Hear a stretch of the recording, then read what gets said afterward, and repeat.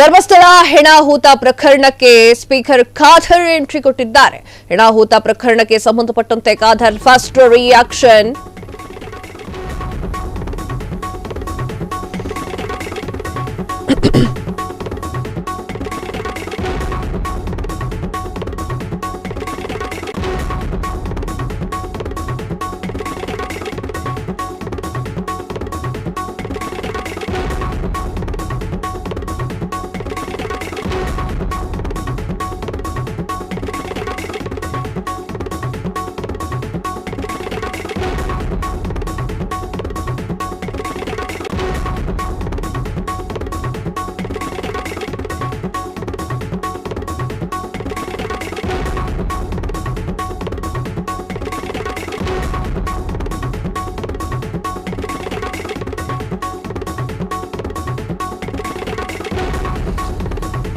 ಧರ್ಮಸ್ಥಳ ಹೆಣಾಹೂತ ಪ್ರಕರಣಕ್ಕೆ speaker Khader entry. ಹೆಣಾಹೂತ ಪ್ರಕರಣಕ್ಕೆ ಸಂಬಂಧಿಸಿ ಖಾದರ್ ಫಸ್ಟ್ ರಿಯಾಕ್ಷನ್. ಪುಣ್ಯಕ್ಷೇತ್ರದ ಪ್ರಾವಿತ್ರ್ಯತೆಯನ್ನ ಹಾಳು ಮಾಡಬೇಡಿ ಅಂತ ಹೇಳಿರುವಂತಹ ಖಾದರ್, ಎಸ್ಐಟಿಯಿಂದ ಸತ್ಯಾಂಶಗಳು ಹೊರಬರುತ್ತೆ, ಗಡಿಬಿಡಿ ಬೇಡ ಅಂತ ಹೇಳಿರುವಂತಹ ಸ್ಪೀಕರ್, ತಪ್ಪಿತಸ್ಥರು ಯಾರೇ ಇರಲಿ ಕಠಿಣ ಕ್ರಮ ಕೈಗೊಳ್ಳಬೇಕಾಗತ್ತೆ ಅಂತ ಸಭಾಧ್ಯಕ್ಷರು ಹೇಳಿದ್ದಾರೆ.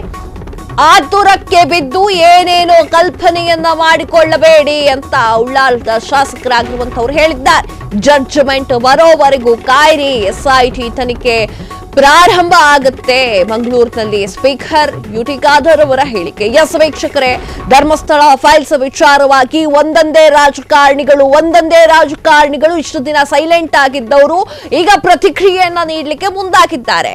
ಸಿದ್ದು ಸರ್ಕಾರ ಯಾವಾಗ ಎಸ್ಐಟಿ ರಚನೆಯನ್ನ ಮಾಡುತ್ತೋ ಆಗ ಬಿಜೆಪಿ ಅವರಿರ್ಲಿ, ಕಾಂಗ್ರೆಸ್ ಅವರಿರ್ಲಿ, ಜೆಡಿಎಸ್ ಅವರಿರ್ಲಿ, ಒಂದೊಂದೇ ವ್ಯಕ್ತಿಗಳು ಈ ವಿಚಾರವಾಗಿ ಮೀಡಿಯಾಗಳ ಮುಂದೆ ಬಂದು ಮಾತನಾಡ್ತಾ ಇದ್ದಾರೆ. ಇಷ್ಟು ದಿನ ಸೈಲೆಂಟ್ ಆಗಿ ಕುತ್ಕೊಂಡಿರುವಂತಹ ರಾಜಕಾರಣಿಗಳು ಈಗ ಮಾತನಾಡ್ತಾ ಇದ್ದಾರೆ.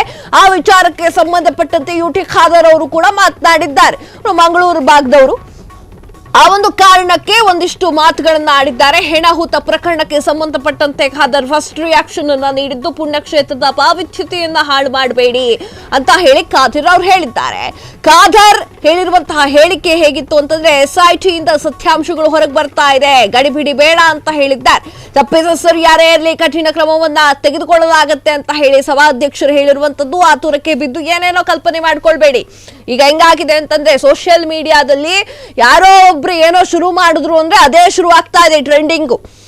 ಈ ಒಂದು ವಿಚಾರಕ್ಕೆ ಸಂಬಂಧಪಟ್ಟಂತೆ, ಧರ್ಮಸ್ಥಳ ಫೈಲ್ಸ್ ವಿಚಾರಕ್ಕೆ ಸಂಬಂಧಪಟ್ಟಂತೆ ಸತ್ಯಾಸತ್ಯತೆಗಳನ್ನ ಎಸ್ಐಟಿ ತನಿಖೆ ಮಾಡಿ ಹೊರಗೆ ಬೀಳುತ್ತೆ, ತಾವೇನೇನೋ ಕಲ್ಪನೆ ಮಾಡ್ಕೊಳ್ಬೇಡಿ ಅಂತ ಹೇಳಿ ಹೇಳ್ತಾ ಇರುವಂತಹ ಮಾತು. ಕ್ಷಣ ಕ್ಷಣದ ಸುದ್ದಿಗಳಿಗಾಗಿ ಫ್ರೀಡಂ ಟಿವಿ ಸಬ್ಸ್ಕ್ರೈಬ್ ಮಾಡಿ, ಲೈಕ್ ಮಾಡಿ ಹಾಗೂ ಫಾಲೋ ಮಾಡಿ.